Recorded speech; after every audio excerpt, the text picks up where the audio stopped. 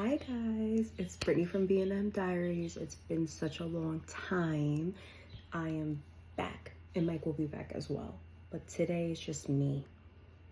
I just wanted to say that Mike, my best friend, bought me these cute little Hello Kitty gummies and I'm going to do a taste test review. Let's get it. All right, we're gonna try the pink one, which is strawberry, apple, pineapple, orange, and I think that's like the same one with the green. I don't know, let's try. It's been so long since I've recorded a video.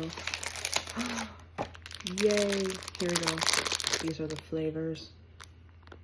Probably the same ones that are in this one, so we're gonna do the pink box. All right, here we go. I'm gonna try Hello Kitty apple. Let's go.